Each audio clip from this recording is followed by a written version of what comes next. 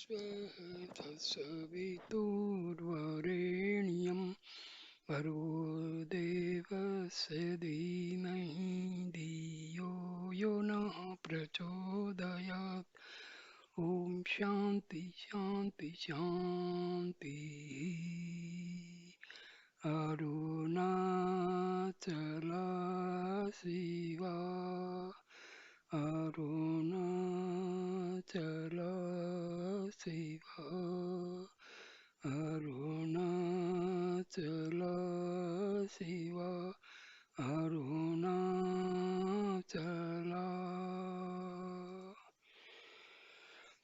Namaskar, dear friends. I am giving uh, one very important video about Maharshi Ramana Sage of Arunachala. This article was published in the magazine section of the Indian Express on Sunday, 9th April 1950, 5 days before the Mahanirvana of Bhagwan Sri Ramana Maharshi. Therefore, this is a very, very important article. Tiruvannamalai Arunachala in Sanskrit is one of the most sacred places of pilgrimage for Hindus, as God is worshipped there in the form of light. Once a year, the holy beacon is lit on the top of the hill. Thousands of people go thither to see the light and adore it. But all through the year, the place has now become an international port of call for spirituality because of the presence there of Maharshi Ramana, a living flame of God realization. As a young lad in his teens, he came to Arunachala, and for more than half a century he has not moved from that place. The very name Arunachala served as an imperious call from the divine, and he simply obeyed the call. The exalted state of Azore's and the exalted state of egolessness came to him, and once it comes, it never goes. Strictly speaking, it is not one state among other states of experience. It does not come nor occur in a given moment of time. It is the eternal status, sthiti. Because of avidya, nescience, one does not recognize it. And when avidya is made to disappear, the self-luminous nature of the spirit shines. This is what is called moksha in Vedanta. It is not an after death experience. The continuance of the body is not inconsistent with release. It is only identification of the self with the ego that is an obstacle to realization. When that obstacle has been removed, one becomes a Jivan Mukta, free while living. We hear of many such great souls in our scriptures, but in the Maharshi we have a contemporary Jivan Mukta, a living commentary on the most sublime text of the Vedanta. Many a statement of the scriptures, like the one in the Bhagavad Gita about saying inaction, and action in inaction, will remain obscure and unintelligible unless one comes into contact with a sage like the Maharshi. Apparently, Sri Ramana seems to take interest in things that occur around him. He recognizes people and sometimes talks to them. Even creatures belonging to the subhuman species claim his attention, but all these modes of action are performed without the least attachment to them. In truth, they are no actions at all, since they are void of egoity. The core of activity has been removed. Only the shell remains, and that too only for us, the onlookers. Nothing seems to affect this rock of ages. He stands as a witness to all that happens far and near. The distinctions of high and low have no meaning for him. The stranger and the foreigner who visit him feel absolutely disarmed and free even at the first sight. One may be foreign to another or look strange, but how can one be alien to oneself? The Maharshi who has crossed the boundaries of individuality naturally and effortlessly feels, if we may use such a poor word, one with all. He looks upon all as the same, the high-born and the lowly of birth, the cow and the elephant, the dog and the dog-eater. These classifications may have meaning for us who are caught in the network of difference. To him who has seen the non-dual Brahma, which is Sama, the same, there is no plurality, no difference. Healer of the soul.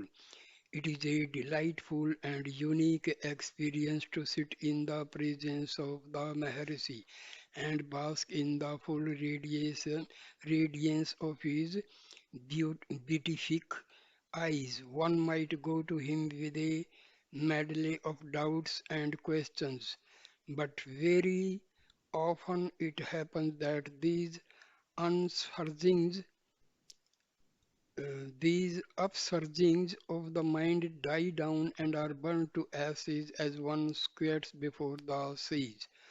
One has a foretaste of that pristine state of which the Upanishads speak when the note of the heart is cut and all the doubts are dispelled. One steps back and watches how the turbulent mental stream quietens down and receives an undisturbed reflection of the self-luminous spirit. What one may succeed in attaining after a prolonged course of yogic discipline, one attains with perfect ease and effortlessly in the proximity of the Maharishi. True, this experience may not stay for long. One may get back to the world and wallow again in the dirt of worldliness, but still the impress of spirituality that has been gained is never lost. Seldom is one the depths of whose soul have been stirred by the sublime look of the sage, without the desire to go again to him and receive fresh intimations of the eternal. People sometimes go to him in the hope that by his darshan their earthly wants may be fulfilled. But very soon they discover their own foolishness in asking for fleeting pleasures when the imperishable bliss awaits them. Instead of getting dissatisfied that their cravings go unfulfilled, they will feel thankful that they had been saved from a delusion and a snare. Nachiketas of the Kathopanishad was offered by Yama all the pleasures of all the worlds in lieu of self-knowledge for which he had asked, but the true son of spirituality that the boy was, he refused to be tempted into accepting the pleasant in the place of the good. The Maharishi, who to us is the personification of the supreme good, transmutes our lower passions and desires into moksha kama, an intense longing for release. There are some who go to Maharshi with a curiosity to know from him a cure all for the world's ills. They ask him what solution he has for the problems of poverty, illiteracy, disease, war, etc. Social reform is their religion, a reordering of society is what they seek. They frame their questions in different ways. What message has the Maharshi to give to the social reformer? Is it not the duty of every enlightened citizen to strive for bettering the lot of his fellow men? When misery and squalor abound, how can anyone who has a feeling heart keep quiet without exerting himself in doing his bit for the welfare of the world. The invariable answer that the sage gives to all those who put such questions is, have you reformed yourself first? Very often it happens that the so called social service is a gratification of the ego. In much of what passes for altruism, there is a core of egoism. Such service blesses neither the server nor the served. The former's pride increases and the latter's demoralization is made complete. It is only such service as contributes to the reduction of the ego that is the harbinger of good. And the influence of the ego cannot be lessened unless one knows, however, remotely, that the ego is not the self, that it is only the pseudo self responsible for all the evil and misery in the world, and that the final and lasting felicity could be realized only when the root cause of the ego, which ignorance, is dispelled. And so, unless one seeks to know the true self, one cannot do real service to society.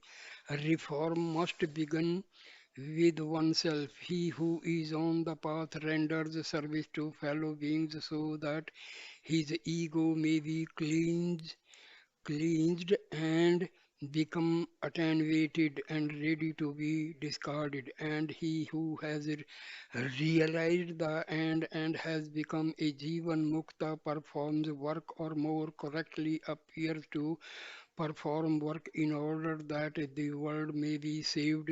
Loka Sangraha. So self-inquiry is the basis of true service and self-knowledge is its culmination. No new message. The sage of Arunachala has no new message for humanity.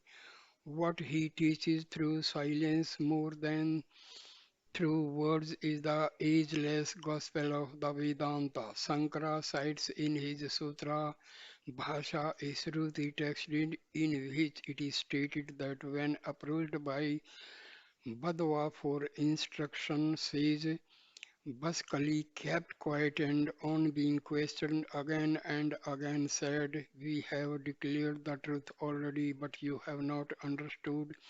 The self is tranquil. Upasana, the Maharshi's teaching is exactly the same as that of the Upanishadic says. He seldom speaks. It is in the stillness of silence that the depth of the spirit are reached. Words and thoughts cannot lead us far enough. Even the words of scripture help us only up to a point, and there they must stop. It is said of young Dakshinamurti that he taught his elderly disciples in the language of silence. It is true that only few can understand what is taught in silence, and so sometimes the Maharshi talks. But he warns his interlocutors at the same time that both questions and answers belong to the realm of avidya, nescience, though the latter do serve as signposts towards the light of wisdom. Doubts will assail the mind so long as the mind lasts. It is only when the eternal state of mindlessness, amani bhava, is realized that all doubts of the mind and questionings of the heart will roll away like mist before the rising sun. The Maharishi's teachings may be stated aphoristically thus: seek to know the self, and the knowledge will make you free. The Chandogya Upanishad records the story of Narada, master of many sciences and arts, going to Sanat Kumara and confessing that he was sorrow stricken. Though he was very learned, he knew that all his learning would be of no avail, and the self knowledge alone could save him. So he approached Sanat Kumara with the request to help him across the ocean of sorrow and received from him the wisdom about the true self. The supreme commandment of scriptures is know the self, Atma Anuvidhi. The Maharshi has said over and over again that Atma Vichara is the one sure and inescapable path for liberation or release. Other sadhanas may help in the process more or less remotely. It is jnana alone that is the direct means to moksha. Atma Vichara. This is essentially the view of Advaita Vedanta, and the reason for it is that moksha is the eternal nature of the self and not something which is to be newly acquired or accomplished. No operation either of the body or of mind brings about release. The ever free status of the self is not recognized because of ignorance which veils the true and projects the untrue. When this ignorance is removed, one realizes one's eternal nature as the non dual, unconditioned self. That which affects the removal of ignorance is wisdom, and what paves the way for wisdom is Atma Vichara. The inquiry, who am I, is not to be regarded as a mental effort to understand the mind's nature. Its main purpose is to focus the entire mind at its source. The source of the psychosis, psychosis I is the self. What one does in self inquiry is to run against the mental current instead of running along with it, and finally transcend the sphere of mental modifications. It is comparatively easy for us to disentangle ourselves from the wrong identification with the physical body and material objects. But the identification with the ego is hard to get over. As the Panchapadika, a commentary on Shankar's Sutra Bhasha says, the conceit I is the first superimposition on the self. The outer layers of ignorance may fall away easily. The last one, however, is difficult to tear. The best way to remove it is to track it down to its source. When there is awareness of the source, which is the self, the ego vanishes. And when the I has been crossed out through jnana, there is no more bondage and consequent sorrow. Moksha. The cessation or the non cessation of the body has nothing to do with release. The body may continue to exist and the world may continue to appear as in the case of the Maharshi. That makes no difference at all to the self that has been realized. As Sankara says, there is no need to dispute whether the knower of Brahma bears the body for some time or not. How can another object to one's own experience realized in the heart of Brahma knowledge and the continuance of the body as well? In truth, there is neither the body nor the world for him, there is only the self, the eternal existence, Sattva, the luminous intelligence, Chitta, the unexhalable bliss, Ananda. Such an experience is not entirely foreign to us. We have it in sleep, where we are conscious neither of the external world of things nor of the inner world of dreams. But that experience lies under the cover of ignorance. So it is that we come back to the fantasies of dream and the world of waking. Non-return to duality is possible only when nescience is removed. To make this possible is the object of Vedanta. To inspire even the least of us with hope and help us out of the slough of despond is the purpose of such illustrious exemplars as the Maharishi. Sri Ramana's example is unique because he did not first read and then experience. Experience came to him first, and only later he found corroborative evidence in the scriptural text.